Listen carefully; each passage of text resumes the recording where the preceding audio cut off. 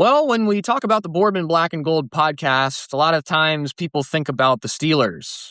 However, if you're living under a rock, the city of Pittsburgh shares black and gold in all of their colors with all of their sports teams.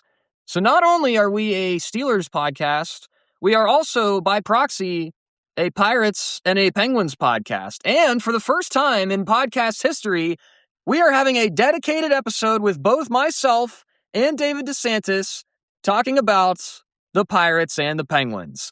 Opening day is literally tomorrow, depending on when you're listening to this. When we're recording this, opening day is tomorrow.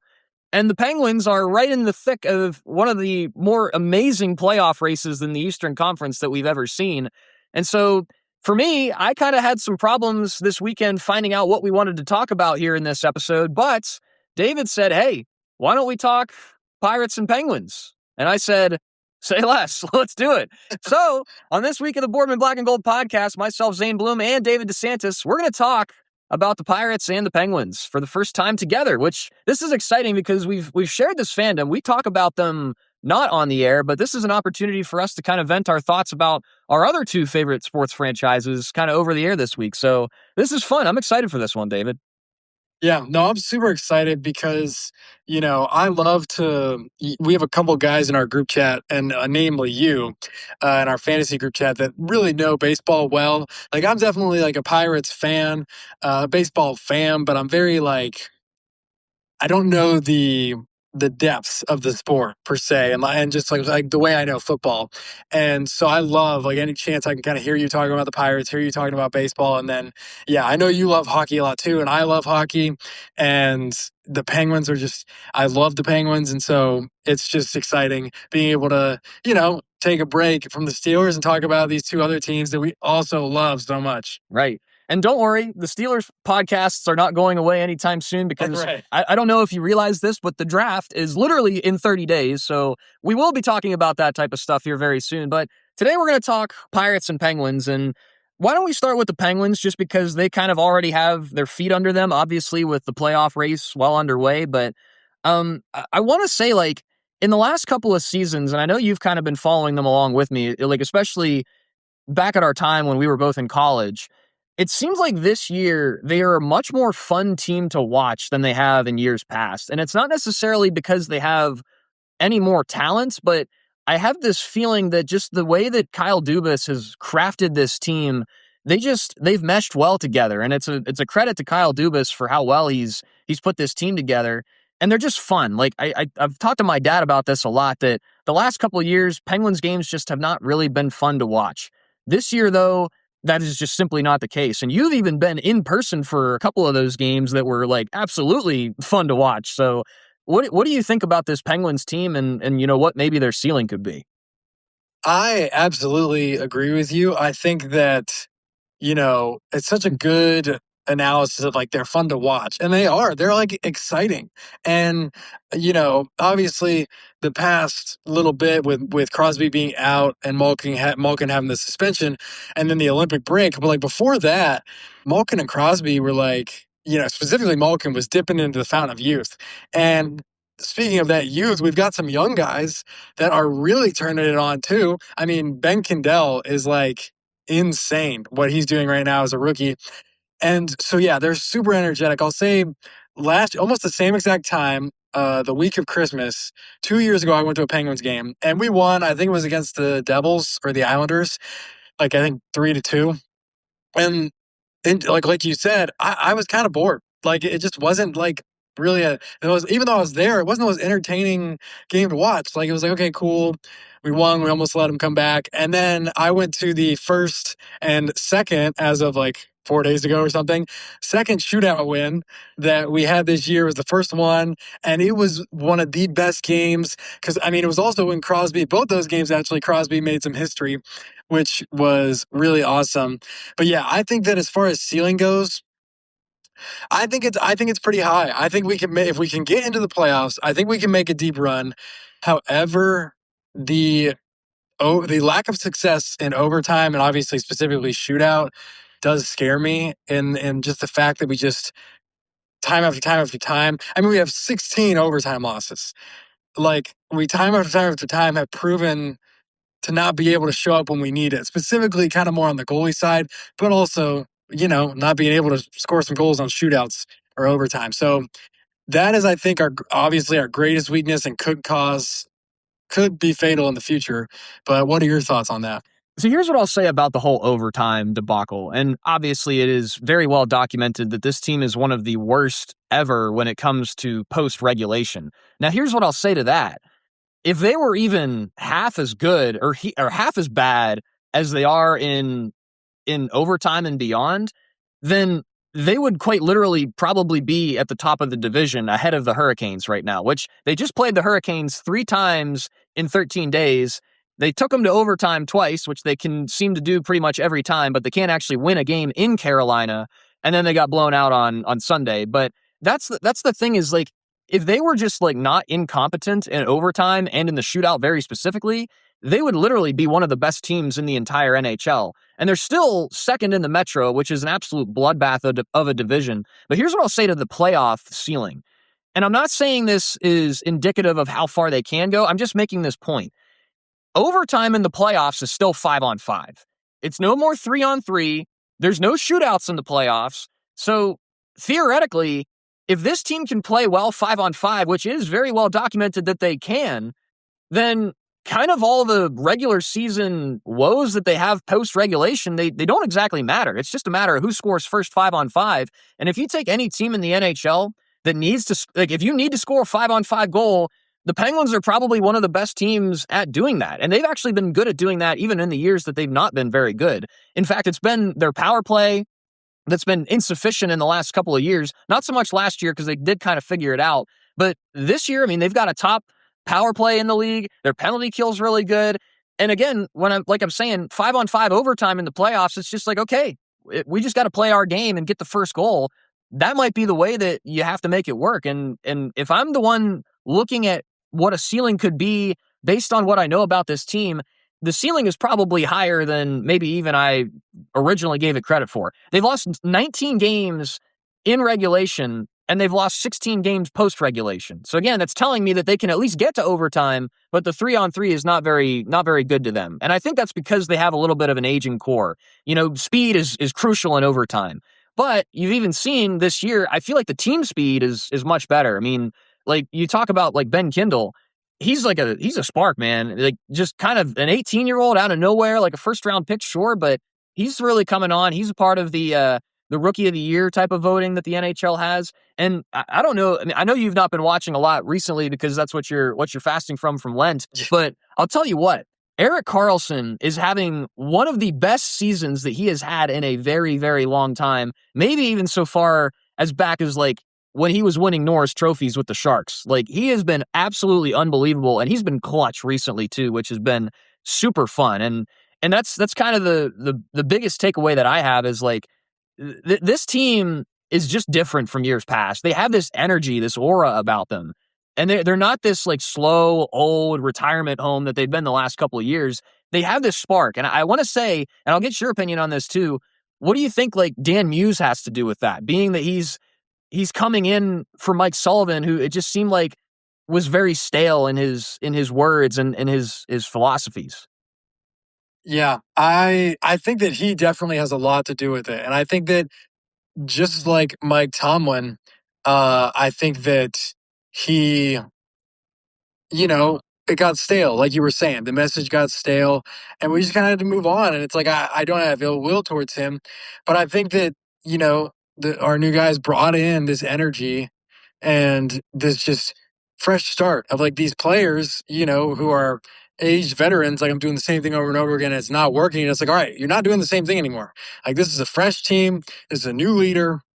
And then with these young guys too, they're buying into it. Like, I'm sure it's probably real comforting to play alongside Sidney Crosby and Evgeny Malkin and Chris Letang and, Erik Karlsson, like all these guys that, prove that they can do it. And I think that I don't really know a lot about him, but from what we've seen on the ice, like it seems like he's doing a great job and has really worked hard to kind of take where we were struggling, where it just kind of seemed like there wasn't a lot of life, and seemed like has injected life into that and injected that energy like we were talking about, and has really like made this team a team where it's like, oh, like, could we be like 2016, 2017 and win a cup here?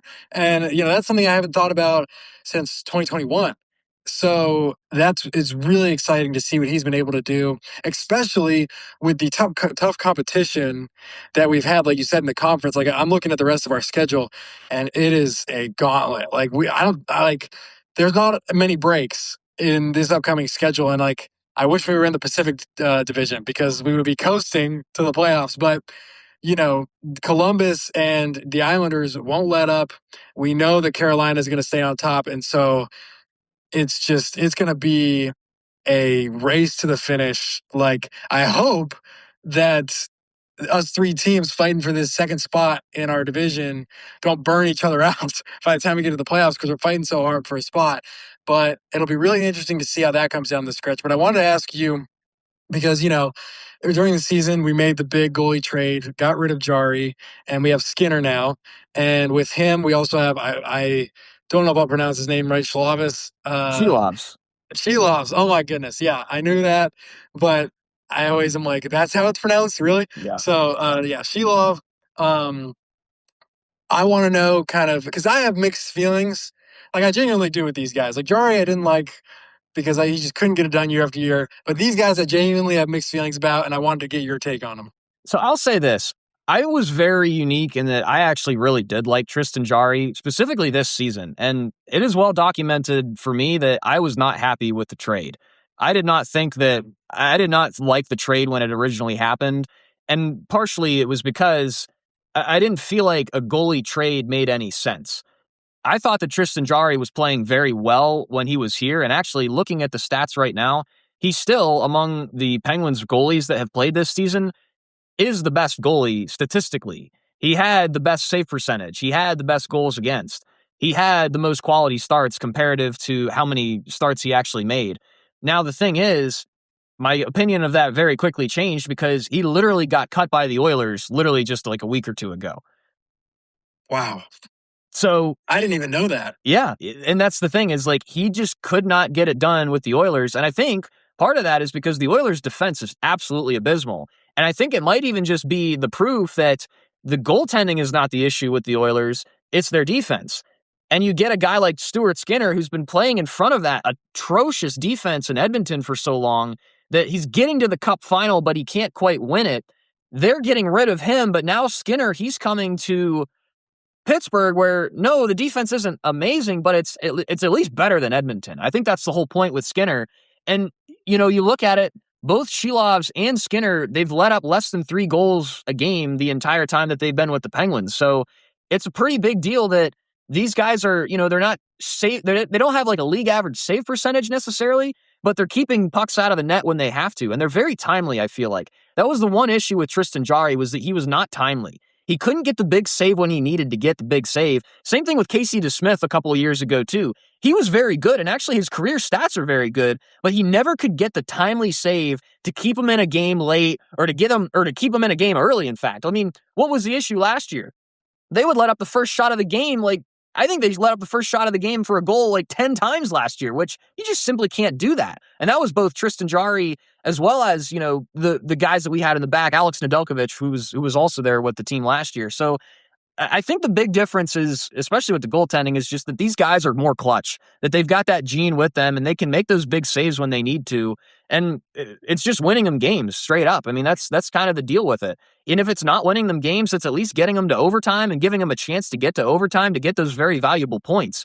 And, again, as much as we've been reeling in overtime, those points are very valuable. Those overtime losses transferred from regulation losses, I mean, that's probably the big difference between us being a playoff team and not right now.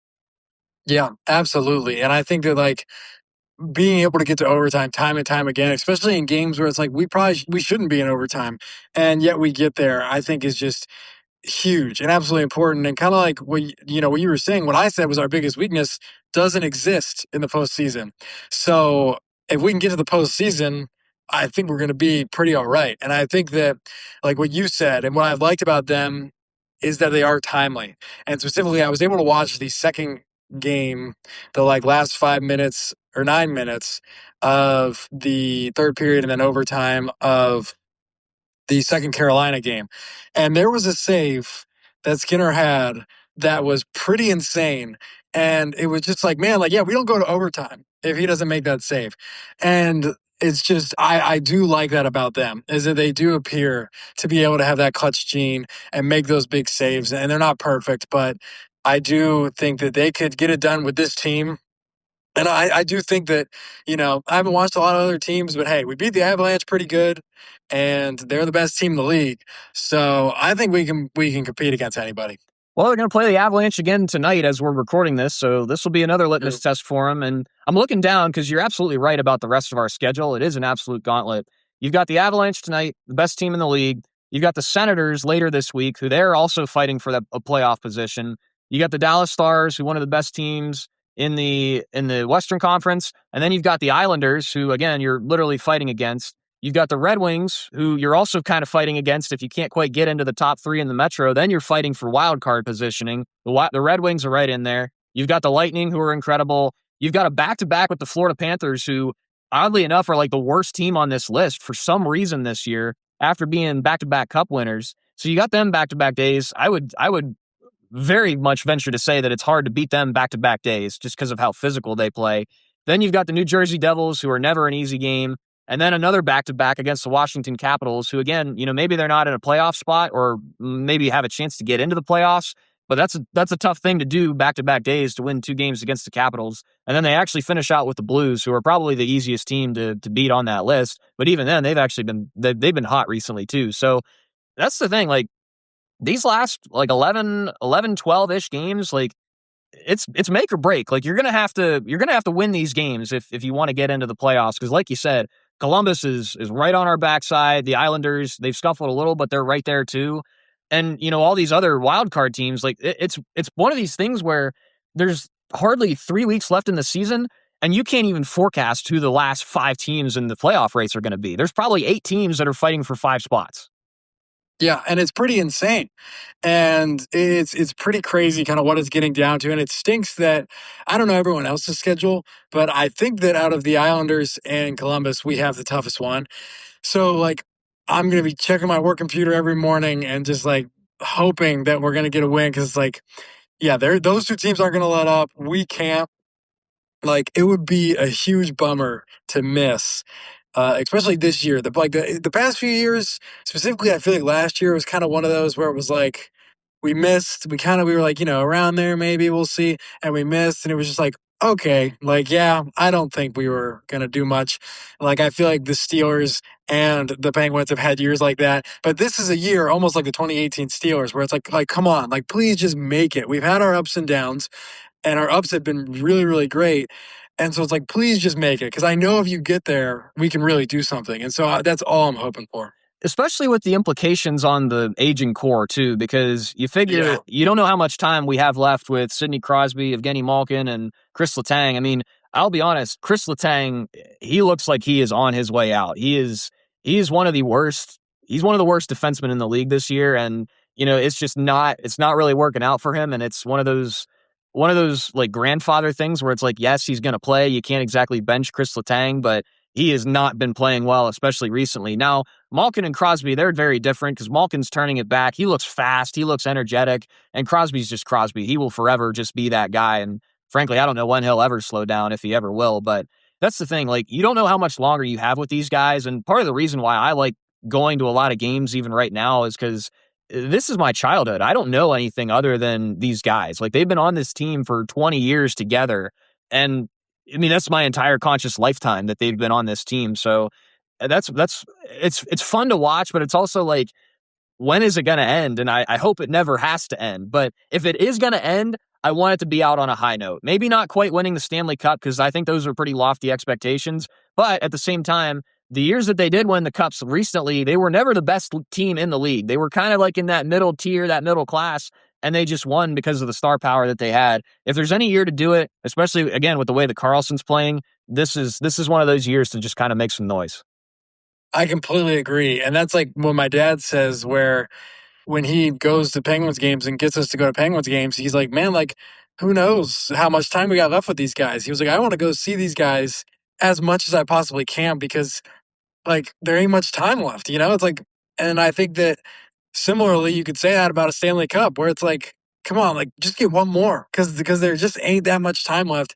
I do agree with, like, even though I love Letang so much, I think that he's been through just a lot of physical wear on his body, and I think that I would like it for this year to be his last, because just for his legacy's sake. But with Malkin and Crosby, I'm like, come on, like you guys have one more in you. Like you guys have one more trophy. You know, whatever I'm trying to say, in you. Like you can get one more, please. Especially with this youth, the new coach. Like I want them to get one more so bad. And they've got draft picks in these upcoming years too, which is something that they've really never had in the last decade or so. Like Kyle Dubas has been just stocking up with draft picks. So they're not like super, super young right now, but they're about to get really, really young, which is really cool. And personally, here's my opinion, and I'll put this out on the air. I have this firm belief that Crosby will play in the next Winter Olympics. And I say that because Canada did not go out on top. Do you think that Sidney Crosby is going to retire from his Olympic career with a silver medal? Absolutely not. Not only am I unbelievably glad that the Americans won the gold medal in ice hockey this year, I think it just proves that Sidney Crosby can't just go out on that note, especially on the terms that he went out on getting injured by Radko Gudas. He's not going to go out on that note. So I am booking another 4 years for Sidney Crosby. Let's go. I absolutely love that prediction. That maybe could have worked out so good for us with Team USA winning and then also making Crosby play a guaranteed 4 more years. That would be fantastic. I would absolutely love that. And I agree. You know, it was disappointing, just like as a hockey fan, that he wasn't playing in that game. So yeah, I would love to see another 4 years with him. I don't know if Gino's got 4 years left, but he might have a little bit more left. So it's just like let's get it done now. Man, I don't know. I believe in this team. Like I do believe that this team can win. Granted, how far can they go? I don't know. I'm not going to make any bold predictions about that. But I would love to see. I mean, even just a playoff series win, because that's been forever. It's been a long time. Yeah, it's been since 2018 since they've had a playoff series win. Very similar to the Steelers, honestly. Like they've gotten to the playoffs a lot of those years, but you know, they had those stretches with the Islanders that they couldn't beat them in the playoffs. They had the weird 2020 season where they got beat by the Canadiens, who weren't even supposed to be in the playoffs, but because of COVID, there was stuff with that. And then the Rangers, they were up 3-1 and they just couldn't do it. And actually, I was at the very last playoff win that the Penguins have had. I was at Game 4 when they won like 7-1 or 7-2 against Igor Shesterkin. I thought we were winning the Stanley Cup after that, and they literally have not won a playoff game since then. Wow, that's insane that you were there, because I remember I watched that series I was like, oh man, I was watching on my one friend from home who was also a Penguins fan, which was fun because he was a Cleveland fan for everything else. So it was nice that we related over this. And it was like, yeah, 3-1. We scored 7 goals on Shesterkin. Like they pulled him out of the game. Like, oh my gosh, like we're moving on. We're taking care of business. And then I mean, I'm pretty sure there was a cheap shot on Crosby that actually took him out a bit. It's like whatever. If the Rangers want to claim that, they can. But I just that I feel like that was really what took our momentum, was that series loss, because I feel like post that it was like we just got into that meh where we were, like just in that murky water, and I feel like we're finally rising out of that. Yep. I agree. And I hope the best for them. And, you know, hey, maybe once these conversations start to happen, once the draft is over, like that'll be like the real dog days of the offseason, because not a lot of movement will happen in the NFL. Maybe we can start talking about the Penguins at least a little bit more regularly on here, because, I mean, especially once that playoff time comes around, there is nothing like playoff hockey, especially when Pittsburgh's involved. Yeah, I would love to spend some time talking about playoff hockey, because, yeah, I can't wait. I also love playoff hockey, but it's not the same when the Penguins aren't playing. So it would just be so sweet if they could make the playoffs. Now, there's not a whole lot of sample size for a certain baseball team in the MLB playoffs, but if you ask anybody who has watched any bit of baseball, Pittsburgh is also a baseball town when the team actually decides to do something right. And you can't look much further past 2013 to see that, because, you know, it's been a long time since this Pirates team has been any evenwhere near competitive. But when they are competitive, the city of Pittsburgh absolutely rallies around them, and it becomes a baseball town very quickly. What was your your memories of like those 2013, 14, 15 teams? Because I know that, living in Ohio might be a little bit different. You might not have had the opportunities to watch them as much, but what was your take on the Pirates in the early to mid 2010s? Yeah, well, this might be a little bit short, but growing up, I never like watched a lot of baseball super intentionally. I knew Andrew McCutchen. Like I loved Andrew McCutchen, had a shirt of Andrew McCutchen. Anytime I was playing baseball, I was thinking of him, of course, Pittsburgh, like he's the guy. And I honestly don't even remember anything about the playoffs and like didn't really watch a lot of baseball. The first baseball I really remember intentionally watching, believe it or not, was my mom is a Cubs fan. So we watched the World Series, and it was pretty interesting too because I live near Cleveland. All my friends are Cleveland fans, so they were quite upset when they blew that 3-1 lead, and so that was really cool. And then it was my senior year of high school where I really started to like get into baseball and like really started to follow what the Pirates were doing. And because, by the time I would say my seriousness of sports, like I love sports, but like seriousness of watching sports and like really seeing what my teams were doing happened in the mid 2015 or like, mid 2010s.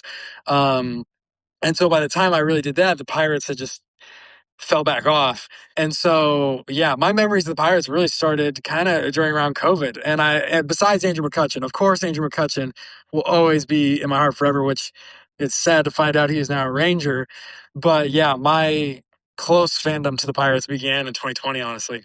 It's interesting because my fandom began like almost a decade before that, even longer than that. I was watching the Pirates probably as early as 2004, 2005 as like a 3 or a 4-year-old. Like I was imbued with the Pirates fandom with my dad very young. I loved baseball from a very young age. I would play wiffle ball in the front yard with my dad, and he would give me for Easter every year, there would be a book, like a magazine of the MLB, and it had all the rosters with all their stats in it, all like their heights and weights and birthdays. And what I would do when my dad couldn't play wiffle ball with me, I would take that little magazine outside. I would put some rocks on it so the wind wouldn't blow it. And I would pretend like I was all the players, and I would just throw the ball up to myself and I would hit it, and I would pretend like I was playing a baseball game.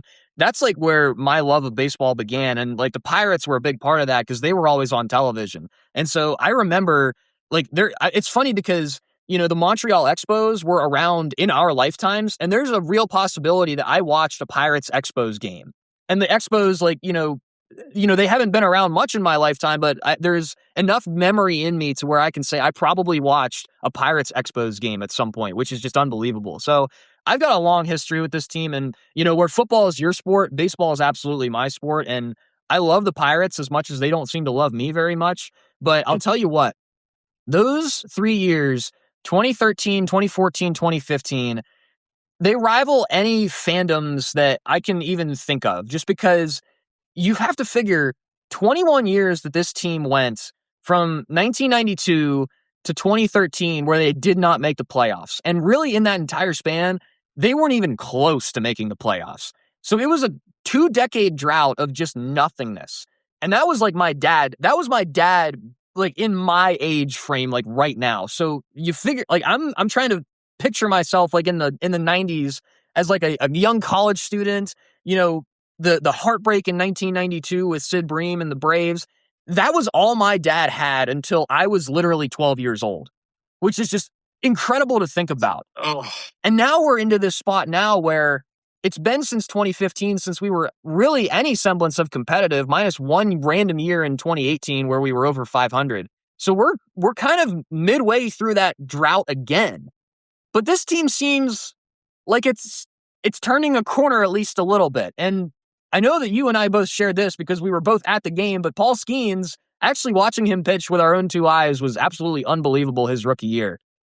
yeah. Oh my goodness. Yeah, it was so amazing. It's been so funny because I think that I mean, the first game I ever watched was opening day. Well, not ever watched, but first game that like I don't know, when I was really like I want to really get into baseball. Um, it was opening day. I think it was opening day against the Cubs, and it was Brian's first year, and his first hit was a home run. And so, like, I just immediately attached myself to Brian Hayes, and so like I've loved watching him. And then obviously, what happened this past year, where he's gone now, was a bummer.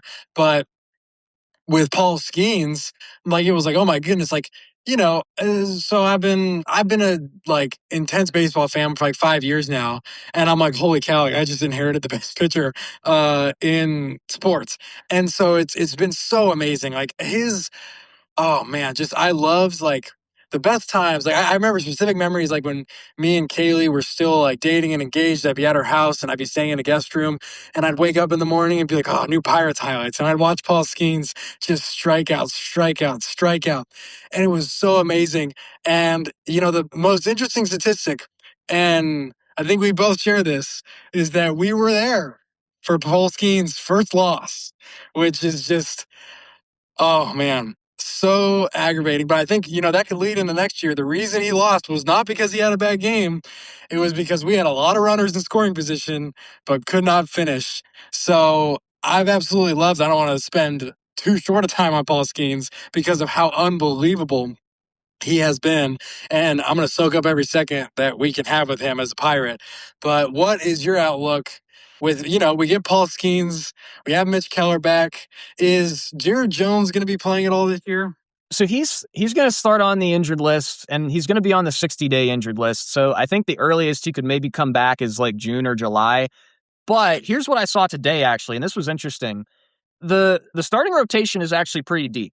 They've got guys like Braxton Ashcraft, Bubba Chandler, some really young guys, some really top pitching prospects that are going to be in the rotation to start the year. And like you said, Paul Skeens, Mitch Keller, they're probably going to have like a little bit of an in-between with Carmen Majinski and maybe Jose Urquidy, who they got in the offseason this year. Here's what I saw today, that they could maybe make Jared Jones like a elite reliever down the stretch, where, we got rid of David Bednar at the trade deadline last year, which really, really aggravated me. I absolutely hated that move. Yeah. And so Dennis Santana, good closer. He was very good in the wake of David Bednar's absence. But Jared Jones is the type of guy that you can almost let him go out there and let him chuck 102 and just like give him one inning and let him save games at the end of the year. So that was an interesting little thing that I saw. And it was literally today when I saw it. So here's what I'll say about this pitching staff. The pitching staff is definitely one of the better ones in the league. It's very young, it's unproven, but it has very, very high potential. Now, with the bullpen, it's a little bit different. They've got a lot of guys that are kind of like pieced together. We're gonna have to figure out like how we're gonna make the back end of our rotation, especially. I like Dennis Santana as the closer. He's good. And then from there, it's like there's not a whole lot of not a lot of stability with this bullpen, which is probably why I'm so eager to see what they might do with Jared Jones at the end of the year, especially as a starter. Usually, if you're a starter, you have to build yourself up to being a starter.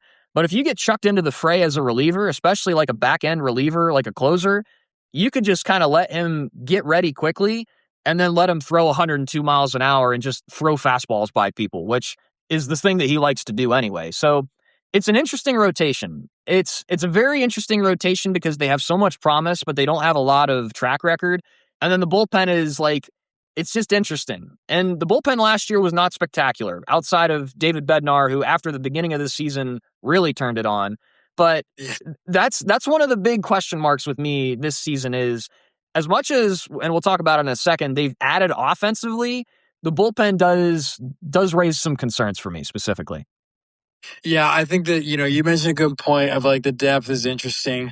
Like Ashcraft, I like him. I think that, I was able to see some of him last year and I liked what I saw, but yeah, very unproven. Majinski, I'm iffy about him. A lot of times, like it was so funny. I would turn on his game, and like literally the announcers almost every time would be like, like he does such a good time the first time around the batters. Like they don't know what to do, and then the second time they just take advantage. Like they just I don't know, and that's something that's like something to be weary of. But yeah, it was horrible to watch our renegade be in Yankees uniform. That was horrible. And now, yeah, we have a little bit of a hole with the reliever. And I like that idea of Jared Jones because specifically we need someone there, and I like him a lot, even though he's been hurt for a while. But there's a lot of like, and you mentioned it kind of because of some of the new power we brought, but there's a lot of actually like high talk. I feel like as far as Pirates talk goes, like there's a lot of people that's like, oh, Pirates could do something, Pirates this, Pirates that, and it's like I haven't heard that as long as I've been locked in. So I'm like, all right, is this fool's gold or like could something happen here? Here's what I'll say about that. You're right to compare it against Pirates comparisons because if you look at this lineup specifically on league standards, it might be league average, maybe a little bit more, maybe a little bit less. It is not a lethal lineup by any means. This team is not going to just like go out and be like the Dominican lineup that we saw in the World Baseball Classic that they're hitting home runs all the time. But you can't say that this lineup isn't better than it was last year. We made some very key additions, and I'll read them off here because I wrote them down. Brandon Lau, who was with Tampa Bay, power hitting second baseman. Second base is a premium offensive position. Usually, you're paying a second baseman to be a great defender. Now, Brandon Lau is one of those guys that is a hitter. He's a left-handed bat, and the thing that I have been so bent on for years and years and years is why the Pirates don't sign left-handed power bats, because right field with the Clemente wall is one of the most hitter-friendly portions of a ballpark that you can possibly have in MLB. Now, the issue is that left field is one of the hardest places to hit home runs in MLB. So you literally have a hitter's friendly ballpark on the right side of your stadium and a pitcher's friendly ballpark on the left side of your stadium. And the Pirates have never taken advantage of that. Like, if you go back and look, the best left-handed power bat that they've had, the most recent one at least, was literally Josh Bell in like the late 2010s. And like, it just can't happen like that. And he was a switch hitter, which is the other thing. Like, he didn't even hit left-handed all the time. And then you got O'Neal Cruz, who, again, is a freak of an athlete, but he needs to have a little bit more consistency for me to say, yes, he's a proven power bat.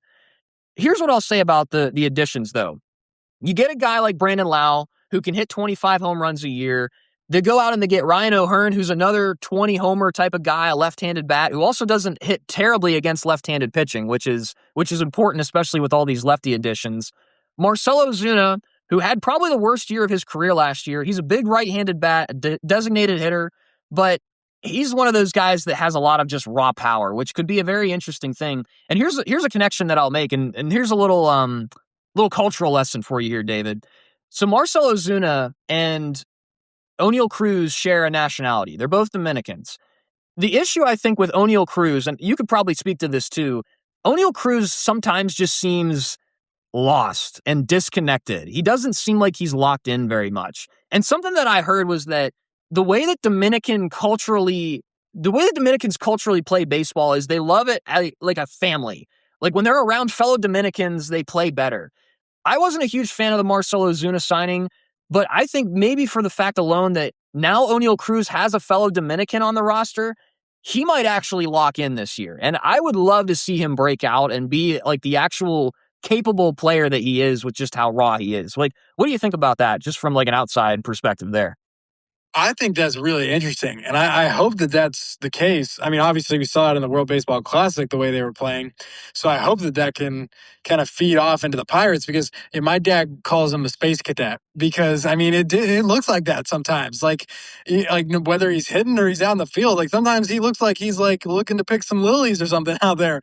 And so, and like you said, he's such an athlete. And if we could get him to lock in, like he could be one of those guys. And I think that I saw a report recently that Don Kelly was praising him for that, like just seeing a lot more focus, a lot more effort so far. So I think that that could be right. Right what we need. And maybe that is why they decided to kind of like make that decision. Yeah. And you mentioned Don Kelly, and this was another thing I wanted to talk about too, because I was Derek Shelton's number one hater. I could not stand Derek Shelton. I like Don Kelly. Now, here's the thing I'll ask you. In your understanding of the Pirates, do you think Don Kelly is he a capable type of guy, or is he still just a bridge guy? I'm not really sure. I don't know how I feel about him because of the sample size I guess we got last year. I like him as a coach, like as a guy. Like I'm like, this guy is Pittsburgh, kind of, I like that a lot. But, with what we saw over this past year, it's like, I don't know how much of a difference he necessarily made. It definitely felt different than when Shelton was in there because with Shelton, it just was like waiting for nothing to happen. But with Kelly, like I'm really like I'm a guy who's like right in his corner, and I'm like I'm rooting for him so bad that he's good because there's I think a lot to like about him. I think so too. I mean, if you just look at the stats side by side, Derek Shelton was literally one of the worst managers in baseball history. Like the 150 years of baseball history, Derek Shelton was among the absolute worst of all time. So you literally can't get much worse than Derek Shelton. And for the fact that Don Kelly took the exact same roster that Derek Shelton had and nearly went 500 with it in the last like 4 or 5-ish months of the season, that's very indicative to me that there's something different that needed to happen in the managerial aspect of things. We talked about it. We talk about it with all the Pittsburgh sports. We said it with Dan Muse and Mike Sullivan. Mike Sullivan was stale. We talked about it with Mike Tomlin. Mike Tomlin was stale. Derek Shelton was not stale. He was just terrible. Like he was just a genuinely awful manager, and he was not inspiring at all. Like he couldn't inspire me to like walk out of my bedroom. Like it's just so mundane and Yeah. so. He's just an awful manager. I could not stand him. So I think the addition by subtraction is the big reason why I'm so excited for year 2 of Don Kelly, and I'm hoping that really translates to a full year of work with this new roster, especially with the new bats that we have in it. Yeah, I completely agree. I think there's just a lot of things to be excited for on and off the field, and I can't wait for this season to start. And I really do hope, like, I do think it's going to be a better season than last season. Who knows by how much better? But who knows? We'll see. Pirates could do something. I hope so. And I'll say this too. I'm very hesitant to make positive predictions for the Pirates because I have pretty much 12 years to back up reasons why I shouldn't be excited about the Pirates. But again, you can't look at this roster and compare it to last year and say that it's worse. You just can't. It's not possible for them to be worse this year. How much better they are, I don't know. But I am saying this right now. It is impossible for them to be worse than they were last year. Yeah, I completely agree. It would something catastrophic would have to happen, I think. Wouldn't put it past them, but at the same time, Yeah. it just does not seem possible that they can be any worse than last year. Now, last thing that we'll kind of touch on here, what are your thoughts on Connor Griffin and the stuff that you've seen about him? So Connor Griffin, he's the young guy who we decided to not pull up, right? Correct. I don't like that. I think that something that I find confusing with the Pirates is that we like to take our time with our players, and it's like if you were the Yankees, sure, like you could take your time because you're going to keep the guys. But I feel like all I hear about with Paul Skeens is like, oh, enjoy a couple more years of him, and then he's gone. And I'm like, okay, let's use him as much as we possibly can. And so I feel like that with all our guys. Like I do get. In a sense, he's very young. It's like giving him a little bit. I can understand that, and I'm not super upset about it like I like have been with like other decisions. So I'm not super upset, but I think just our overall mentality of like we don't need to drag our feet because we don't have time to, I feel like. But yeah, would I have loved to seen him a little bit sooner? Absolutely. But kind of with what I read, I'm not it's not like a bad decision from what I've seen. Yeah, he kind of struggled a little bit in spring training, and I think maybe part of that conversation too is that the fact he is so young, and he didn't even play AAA yet, so that's another step that maybe they're wanting to see him take. Here's what I'll say too, like the middle infield aspect, because Griffin is a shortstop. Nick Gonzalez is going to be the guy to start the year, and he's interesting. He's not like an exceptional player. He's okay. He's not amazing, but if there is any guy to be a bridge guy, like a serviceable guy to wait until Connor Griffin can come up and really make a difference, I don't mind that it is Nick Gonzalez. I hope that he plays well and that he can kind of hold his own until that time comes. But for right now, I'm okay with Connor Griffin not rushing into the fray at least. So that's kind of my thoughts on that. But again, you look at this offense as a whole, it's a million times better than it has been in at least 5 years. I mean, probably even longer than that. Yeah, I agree. And I think that, I like Nicky G a lot, so I don't mind seeing him more. Well, that's our Pirates and Penguins talks. David, do you have any predictions for either of these two teams before we go? I think the Penguins, I think the Penguins, I don't know if they're going to make it or not, honestly, because of how tough the rest of the year is going to be. But I think if we do make it, we're going to go far. And as far as the Pirates goes, I think we're gonna hit 80 wins. I'll just say that. Okay, 80 wins. So right around that 500 mark. I think that's realistic. I kind of think that that's where my mind is at too. I don't know what it's going to take to make the playoffs, but if they get to 80 wins, that means that they're playing competitive games in September, which is something that they just have not done in almost a full decade. Yeah. Yeah. So we'll see, but I can't wait to watch both of these teams unfold. My personal predictions, I think the Penguins make the playoffs, and I think they win a first-round matchup between either the Islanders or the Blue Jackets. If it's the Blue Jackets, maybe not, because they are like literally the hottest team in hockey, so that one might be tough. But if they do draw the Islanders, I'll take the Penguins to beat the Islanders. And I'm going to say over the air that the Pirates are going to win 84 games this year. I think they'll be over 500. I think they'll be competitive. I think they just missed the playoffs, though. That is my official Pirates prediction. Okay, interesting. I like it more than mine. We'll see what happens. We will see what happens between the Penguins and the Pirates, and we'll undoubtedly be talking about that as time goes along. And don't worry, the Steelers podcast will be coming back here very shortly. You can actually expect one coming next week here on the Boardman Black and Gold podcast, which is always sponsored by Zek Enterprises, crafting furniture solutions in northwestern Pennsylvania. You can call 919-406-4679 to turn your furniture problems into furniture solutions. A historic episode here on Boardman Black and Gold. The first time we're actually officially talking about the Penguins and the Pirates. Hope you guys enjoyed this little bit of a curveball. See what I did there? That was bad. Yeah. I love it.